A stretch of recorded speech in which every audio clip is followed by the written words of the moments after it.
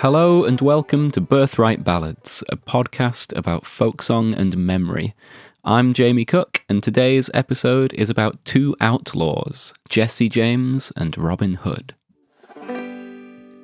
Willie's tall and Willie's strong, and he's born of high degree, and he's gone to Earl Richard to serve obediently. Earl Richard had one daughter dear, the fairest to be seen, and Willie fell in love with her, all in the garden green. For the summer's night is warm and still, and brightly shone the moon, when Willie met his sweetheart in the garden all alone. Oh, narrow is my gown, Willie, that wants to be so white, and gone is all my fair colour that once would be my pride. When you're a child, having a treehouse is a badge of honour. Stories of bandits, outlaws, lost boys, rogues and rascals. Want to be one? Get yourself a treehouse. The king of the treehouses himself was, of course, Robin Hood. He built a network of palatial treehouses in Sherwood Forest with his band of merry men.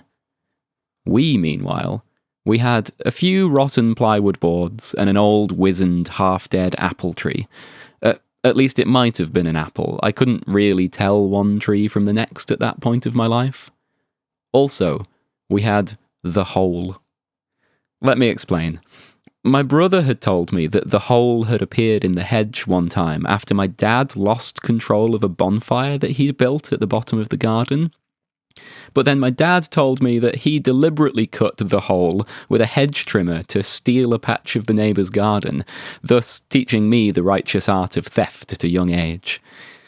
She never used that bit anyway, is what he told me.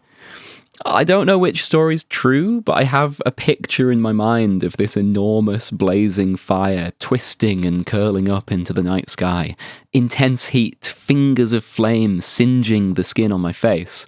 But honestly, that could be any old bonfire of my childhood. I asked my mum about the hole recently, and she couldn't even remember it, but she simply said, "Your dad did like his fires." However it came about, I was very excited by the hole. On one side, our side, was the garden I knew well. We had our ant-infested blackcurrant bush, our gooseberry laden with froghoppers, our rhubarb covered in ladybirds. At that point of my life, I believed every plant came with its own accompanying critter, like some little cartoon duo, which I suppose isn't actually that far from the truth. But on the other side of the hole, it was a different world. For reasons I don't quite understand, at some point our neighbour had decided to put a fence so far down her garden, blocking off the last few metres, and behind the fence was a sort of wasteland of wood and bricks and decomposing plant matter, chipboard and just piles of rubbish. And this was where the hole led to. To my child eyes, it was like some untouched paradise. One summer's day, one of those endless days of endless sun in an endless summer, those days that only seem to exist before the age of about 6 or 7, at which point summer days turn instead into a brief drizzly pause in between long, dull school terms. Well, on one of those endless summer days, me, my brother and my dad, we passed through the hole. Like stepping through the back of the wardrobe into Narnia, a portal to another realm. Except our doorway led into a grotty little scrap of the neighbour's wasteland, and we were on the hunt for materials. Plywood, tick. Bamboo cane, tick. A little pile of rusty nails, tick. A few metres of gardener's twine, all in one piece, very lucky find, tick. We didn't really need a plan. I don't know if you've noticed, but children just know in their bones how to build a treehouse. Obviously, I had visions of several floors with ladders and trapdoors and secret doorways, rope swings from one bit to another, just like the Treasure Island themed Lego treehouse that we had inside. But the reality was a little different. At the end of what felt like a hard day's work, realistically probably half an hour of banging a few nails into a plank with a brick, we stood back to admire our creation. 2 damp, flimsy boards that straddled the crook of a branch a couple of metres off the ground, lashed together with some fraying cord and tied off with a granny's knot. It was perfect. It didn't matter that it had no walls, or doors, or roof. It didn't really matter that I was too small to even reach it without my dad lifting me up. It didn't matter that one of those mouldy old boards split straight through the first time my brother stood on it. None of this mattered, because look at it. We had a treehouse. We'd finally entered the ranks of those vagabond tree dwellers, the wild men of the woods, the pirates and Peter Pans and Robin Hoods, the outlaws.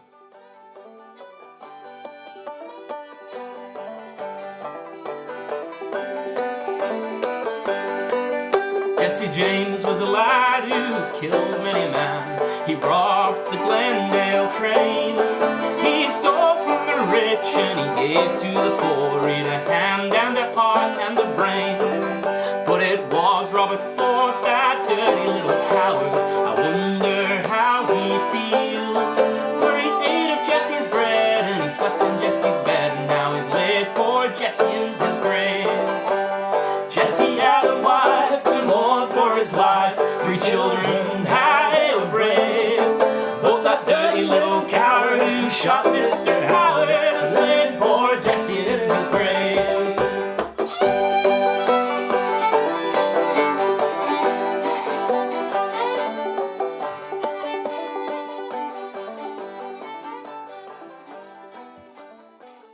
I don't know if anyone else remembers this, but back in the 90s, you used to be able to buy these video game magazines. They'd have reviews and interviews, as well as sometimes having cheat codes for games that you might own.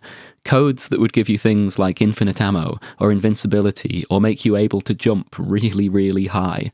Everything I was convinced as a child there were actual real-life cheats for. But the thing I remember most about these magazines was they would come with a free CD that would contain demos of games, usually just the first level or a stripped-back version to give you a little taster. Now, I don't think I ever actually bought one of these magazines. They cost like £4, and I only got £1 pocket money a week, if my parents even remembered to give me my pocket money. No way was I going to manage to save up for a month without spending it all on sweets first. But occasionally, one of mine or my brother's friends would give us old copies of their magazines with the CDs still in them, and this was always so exciting. One of the demo CDs we had contained the first few levels of this dreadful game on it called Gunfighter: The Legend of Jesse James. In the game, you assumed the role of some cowboy named Jesse James, a sort of bandit outlaw blundering through saloon doors and crashing through stables, twin revolvers blazing at his hips. You couldn't actually control the movements of Jesse. All you had was a crosshair on the screen, and you had to shoot these cartoony cardboard cutout cowboys that would jump out at you from behind tables and doorways. Once you'd cleared the screen of all the baddie cowboys, then your little fella would automatically run into the next room, and you'd repeat the process. And repeat it I did. I reckon there was about 15 minutes of gameplay on this demo, and I played it over and over, perfecting my speed and aim and reload reflexes. Outside of my bedroom, away from the screen, me and my friends used to run rampage around the gardens of our houses, playing fighting games. There were predominantly 2 types that we played. My preference was always for what we called sword games, inevitably assuming the characters of Robin Hood, Little John, etc. The rules of this game were simple. It mostly involved hitting each other with sticks, hiding in trees, and pretending to shoot each other with bows and arrows. My friend, meanwhile, he would always want to play what we referred to as gun games, using his toy box of plastic rifles and revolvers to become hollering, yodeling cowboys like Jesse James and the gang. The rules to this game were also simple. It mostly involved hitting each other with sticks, hiding in trees, and pretending to shoot each other with guns. The games always had a goodies team and a baddies team, and they operated on an honesty system of when you were dead and had to go back to your spawn point. Being dead was a matter of subjectivity, but heaven forbid that someone would claim that they'd used a real-life cheat code like invincibility. That would cause uproar. These days, I'm often surprised at how powerful kids' sense of justice and fairness is, but back then, it was just really obvious to us. A goodie is a goodie, a baddie is a baddie, and cheating is not allowed. And when you're dead, go back to the start. Oh, and also, stealing is an honourable tradition. It was on a Saturday night as the moon was shining bright. They rocked the Glendale train, and people let it sail over many miles away. It was those outlaws, Frank and Jesse. My first introduction to the real-life story of Jesse James came when I was 14 years old. My parents took me to our local cinema to watch The Assassination of Jesse James by the coward Robert Ford. What I love about that title is it totally gives away the ending before the film's even started, and yet somehow that doesn't detract from the film or from how utterly compelling I found the story. My main memory of it is that it's very long, incredibly slow-moving, and several key scenes are shot in complete darkness, so you can't really even see what's going on half the time. On top of that, the actors use such thick Wild West cowboy accents that, as a Northern English boy, it was difficult to understand anything of what they were saying. I felt like I needed subtitles. And yet, I totally adored that film, and I still do. It's somehow so tense and gripping, and it sparked my lifelong fascination with Jesse. Let me tell you a little about him. Jesse James was born in 1847 in Clay County, Missouri. Through his teens and 20s, he led the notorious James Younger Gang. They were criminals and outlaws. The gang included both Jesse and his older brother Frank, as well as 4 brothers from the Younger family. Together, the gang raided banks, trains, grocery stores, and stagecoaches, back in the good old days when you could just walk into a bank with a gun and come out with a bag full of cash. Over the many years they were active, their robberies gained them huge notoriety across the country, and Jesse became one of the most wanted men in America. And it's really quite incredible just how many robberies they got away with. It's thought that their activity spanned across at least 11 different states, perhaps more. Over time, this image of Jesse grew in the American public's imagination as a sort of cowboy Robin Hood, someone with a firm sense of justice who stole from the rich, gave to the poor, and fought for the common man. But then, in September 1876, a bank robbery in Northfield, Minnesota went badly wrong. 3 members of the gang were shot and killed in the robbery and the ensuing manhunt, and several other gang members were caught and arrested, pleading guilty to robbery and to murder to avoid execution. In the aftermath of the Northfield robbery, Frank and Jesse were the only 2 surviving members of the gang who also evaded capture. The James Younger Gang was well and truly over, and the remaining members disbanded. Over the next 3 years, the James brothers retired peacefully to Tennessee, where Jesse went by the name of Thomas Howard, hence that name in the song's chorus. However, the quiet life was not to last. Jesse was restless, and in 1879 he recruited a new gang, the first of their crimes being the Glendale train robbery. Among the members of Jesse's new gang was one Charlie Ford, and he introduced Jesse to his little brother Robert. Truth be told, Jesse's new recruits were not cut from the same cloth as his previous gang members, and bitter infighting amongst the outlaws soon led to many of them being captured or killed. By late 1881, Charlie and Robert Ford were the only two remaining members that Jesse really trusted, and he asked them to move in with him and his family for protection. What Jesse didn't realise was that Robert had already planned to betray him. He had held a secret meeting with the governor of Missouri in which he agreed to try bring Jesse in return for a big reward and a full pardon for his own crimes. On the morning of April the 3rd, 1882, tensions were high in the James household. Jesse was paranoid and growing increasingly suspicious of the Ford brothers, and the Fords were growing increasingly nervous about their situation. As the story goes, on the morning of another planned bank robbery, Jesse read in the newspaper about the betrayal of one of his former gang members. Rather than confronting the Ford brothers about it, Jesse laid down his revolvers, turned his back, and then climbed onto a chair to dust a picture that hung above the mantelpiece. Seeing his opportunity, Robert drew his own revolver and shot Jesse in the back of the head, in Jesse's own living room, with his wife and children in the room next door.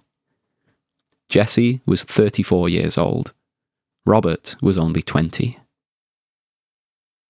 I'm not going to lie, at this point in the film, I fully expected the credits to start rolling.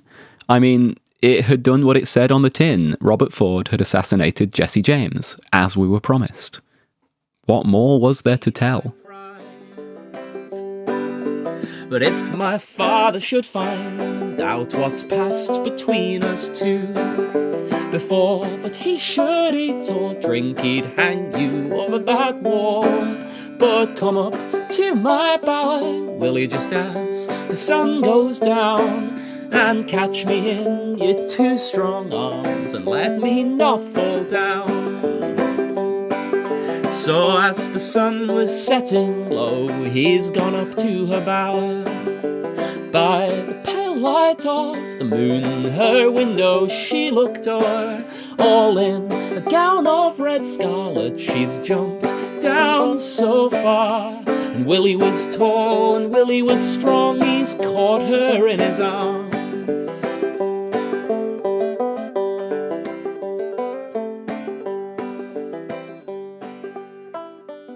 I have a friend who is masterful at the art of bringing people together.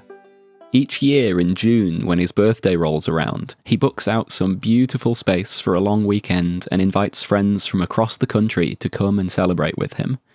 And the delight of having a summer birthday, people come, and we share food, play endless games, and frolic in the sunshine.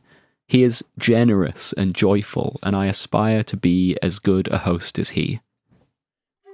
One year, several years ago, for his birthday, he invited people to come join him camping on a campsite close to Sherwood Forest. Naturally, we brought costumes and we dressed as our favourite Robin Hood characters. There was Robin himself, decked in the gay green cloth. There was at least one Maid Marian, possibly two, in glamorous azure gowns. There was a wise and pious Friar Tuck, and the rest of us were various takes on the raggle-taggle band of merry men. Little John, Much the Miller's Son, and Alan a Dale. I wore a fetching, earthy, salmon-pink tunic, clasped at the waist with a leather belt, and I called myself Will Scarlet. And we were not the only ones. As we romped around the woods, waving our plastic swords, singing old ballads and firing arrows with little sucky tips, I felt like a kid again.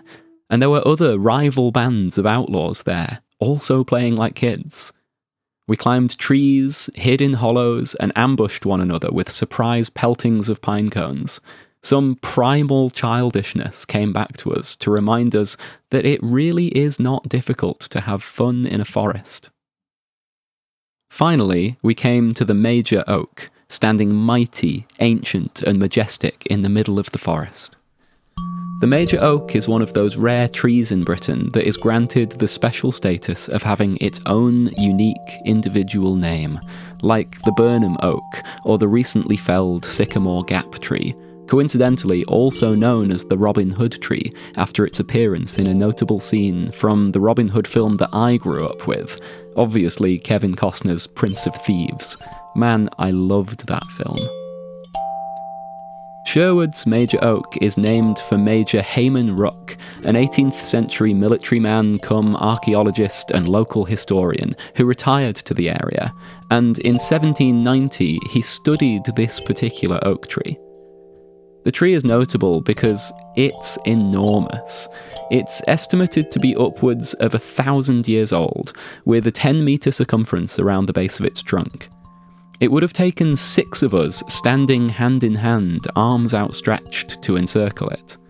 And I can't remember if we actually did this. I have this romantic vision of it happening, whilst also suspecting that there is actually a fence around it to prevent people from going too close and trampling the roots of this mighty tree. Major Ruck is credited with being the one who first drew the connection between this particular tree and Robin Hood, although others have suggested that the stories are much older, and now folklore dictates that this is the very tree that Robin and his merry men slept in when hiding from the sheriff's guards.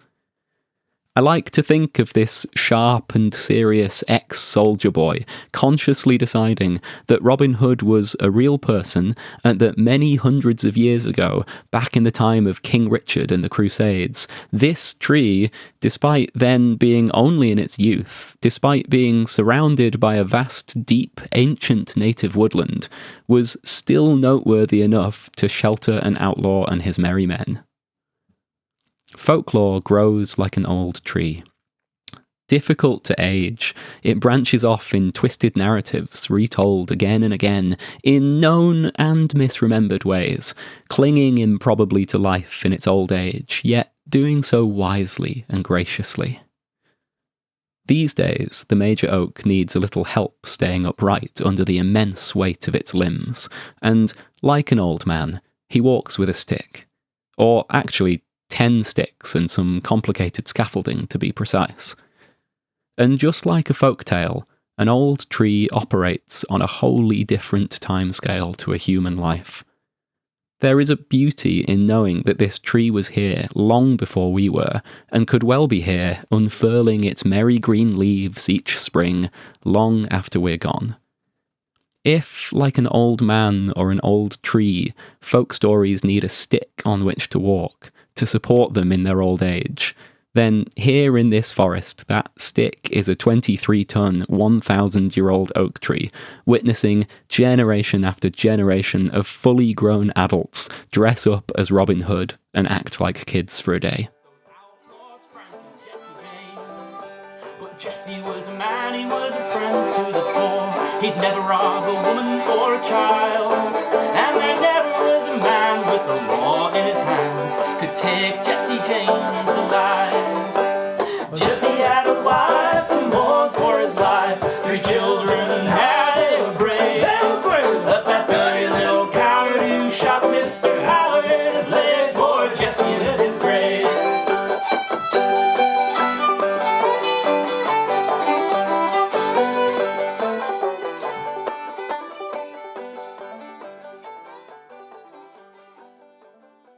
In the aftermath of Jesse James's death, the Ford brothers immediately contacted the Missouri governor and then turned themselves in to the authorities. Incredibly, in the space of one afternoon, they were charged with murder, sentenced to death by hanging, and then granted a full pardon by the governor, offered reward money, and then denied their reward on the grounds that they were criminals and just told to get out of town. It's hard to say if it worked out well for them or not. Nevertheless, Robert Ford became a sensation, styling himself as the man who killed Jesse James, a phrase that is even written on his gravestone. He and his brother went on a tour around the States where they put on a stage show reenacting the events that led up to the murder, with Robert playing himself and Charlie playing the unfortunate Jesse James. And people were obsessed with the story. They dressed up, they bought merchandise. There was this famous photo taken of Jesse after his death, lying on a bed of ice, and bizarrely, this photo was sold up and down the country in grocery stores, to the point that it was said that more people in America knew what the dead body of Jesse James looked like than knew what the president looked like. I had to look up who the president was at the time of Jesse's death, and if you're wondering, it was Chester A. Arthur, and I have to admit that in a lineup, I too would have probably sooner identified Jesse James than the president. As the story goes, at one particular performance by the Ford brothers, an audience member stood up just before the moment of the shooting and yelled a single word straight at Robert: coward. And from that point on, Robert lost his mind, racked with guilt and shame. How true this is, no one really knows, but it's true that both the brothers' mental states were deteriorating. In 1884, fearful of revenge from Frank James, and fearful of his own brother, and recently diagnosed with tuberculosis, which at that time was usually a terminal illness, Charlie Ford committed suicide, and this put an end to the stage show. He was 26 years old. Robert went on to run saloon bars in various towns around the US, and even survived an assassination attempt in which someone tried to slit his throat in an act of vengeance for Jesse's death. But finally, on a June afternoon in 1892, one Edward O'Kelly, who was thought to be a relative of Jesse's, marched up to Robert Ford in one of his saloon bars and shot him in the head with a shotgun. Robert was 30 years old.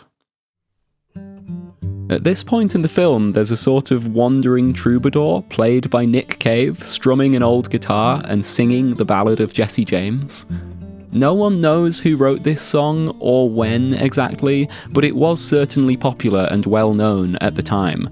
Not totally implausible that someone could have been singing it when Robert Ford was killed. And this is kind of where the film ends, but not the story.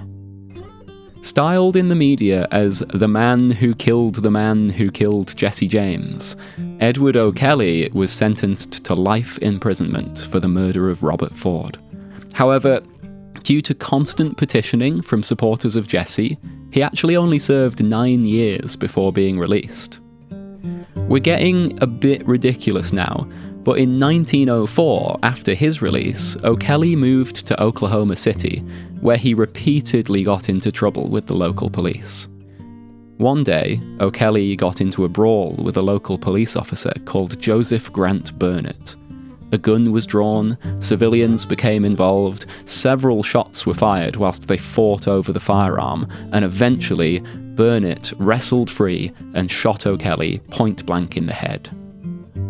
It seemed like an obvious choice the next day when the headlines ran with "The man who killed the man who killed the man who killed Jesse James."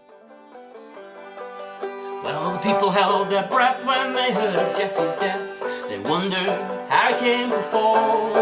It was Robert Ford shot Jesse in the back while Jesse hung a picture on the wall. And Jesse went to rest with his hand upon his breast. The devil will be upon his knee. He was born one day in the cold county clay, and he came from a solitary race. Well, Jesse had a wife to mourn for his life, 3 children, how they were brave. But that dirty little coward who shot Mr. Howard has laid poor Jesse in his grave. Yes, Jesse had a wife to mourn for his life, 3 children, how they were brave. But that dirty little coward who shot Mr. Howard has laid poor Jesse in his grave. I said that dirty little coward who shot Mr. Howard has laid poor Jesse in his grave. Has laid poor Jesse in his grave. And I thought that really was where it ended, but I was wrong, and I want to tell you one more story because this is just where it starts to get weird.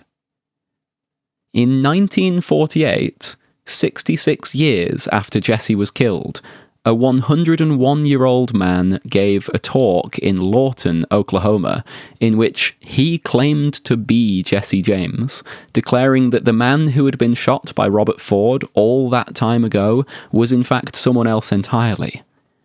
And once again, the public loved it. Among those who bought the story was a man named Rudy Turilli. He was fanatical about it. In 1949, he threw a birthday party for this old man Jesse James, and the invited guests included no less than a man who claimed to be Cole Younger, one of the members of the original James Younger gang.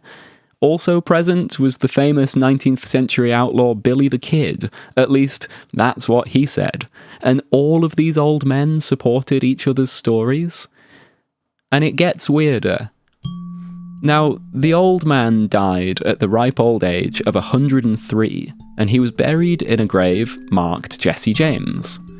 Fast forward another 15 years, and the story was all but forgotten, but this one guy, Rudy Turilli, he couldn't let it die, and he offered to pay $10,000 to anyone who could disprove the old man's claim that he was Jesse James. The challenge was promptly taken up by the actual real granddaughters of Jesse James, who did some digging and discovered that the old man had in fact been called John Frank Dalton, and that he'd had a history of posing as famous dead outlaws. I mean, we all love dressing up, right? It went to court, and Turilli was ordered to pay that $10,000 to the James family, but Turilli himself died before paying out. Like the Ford brothers almost 100 years previously, the granddaughters never did get their Jesse James reward money. And it gets weirder still. So, despite the evidence presented to the court, interest in the Jesse James survival conspiracy theory had been reignited, and a petition began to dig up the body of that old man and have it examined properly to once and for all determine whether it was the real Jesse James or a hoaxer. And the petition was championed by none other than 3 men who claimed to be Jesse James's grandsons, who were at this point very old men. In 2000, the same year that developers were working on that cheesy video game that I loved, permission was granted and the grave was opened.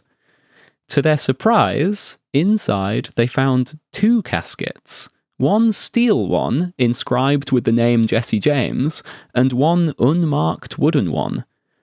Obviously they opened the steel one, and again, to everyone's surprise, they found the body of a one-armed man who was clearly neither Jesse James nor this John Frank Dalton guy, but someone else entirely. The grandsons, themselves probably hoaxers, were so desperate to open the second wooden casket, believing there must have been some mistake, but the court order had expressly restricted the exhumation to 1 coffin, their pleas were denied, and the second body was never identified. It feels like watching fact turn into folklore before your very eyes. This is how it begins. When night was done and day had come, and the lights began to peel, up awoke Earl Richard from out of his drowsy sleep. Well, I dreamed a dreadful dream last night, God grant it not come good. I dreamt I saw my daughter dear drowning in the flood.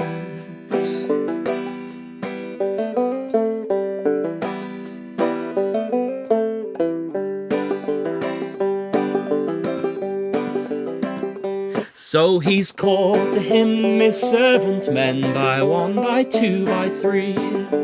What's become of my daughter dear that she'll not come to me? Oh, if that she's been stolen away or taken from this home, I'll make a vow and I'll keep it true, I'll hang you one and all. So they searched east, they searched west, they searched up and down. They found her in the merry green wood, nursing her bonny young son.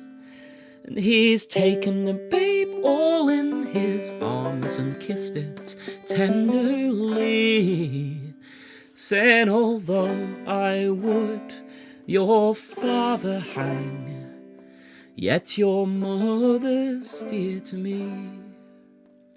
And he's kissed it once, he's kissed it twice, my grandson, I thee claim.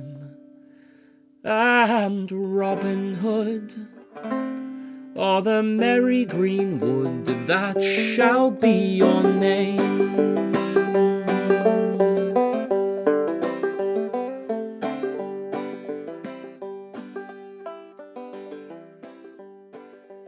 Jesse James was not a Robin Hood. He stole from the rich, sure, but there is little to no evidence that he gave to the poor, or in fact shared his loot between anyone other than himself and his gang. Where these stories came from is likely Civil War-era propaganda, and his Confederate sympathising friends at big newspapers like the Kansas City Times and others. When you look at the facts, Jesse was not on the right side of history, and yet he stole the hearts of a nation and beyond and became a hero. I simultaneously think we all need heroes, and we all need to be very careful of hero worshipping. Folklorists, romantics, and balladeers, searching to find some semblance of truth in the Robin Hood tales, have often portrayed him as the secret descendant of some high-born lord. Whilst he always champions the common folk, there is also this notion that somehow the vagabond with noble blood is more virtuous than the common villain. I personally like to believe that Robin would have stolen from King Richard and King John indiscriminately, just as likely the tyrant Sheriff of Nottingham as his own aristocratic family. These are just stories, but there's a reason they live on. I guess we get to choose which Robins and Jessies to play as, our heroes and villains and outlaws. So give it a go. In the shadow of an old oak on a hot June day, in the best treehouse your mind can muster, in a saloon bar of the Wild West, dress up, draw your wooden sword and your plastic gun, shout and holler, and with a child's sense of justice, go out on a raid. Go steal from the rich and give to the poor. Be an outlaw.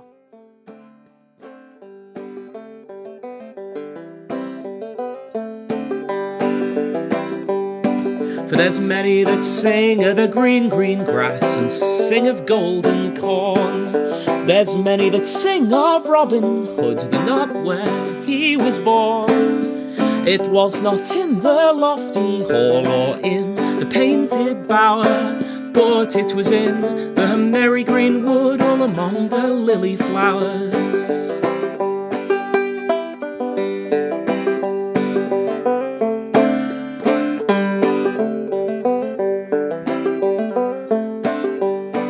For it was not in the lofty hall or in the painted bower, but it was in the merry green wood all among the lily flowers.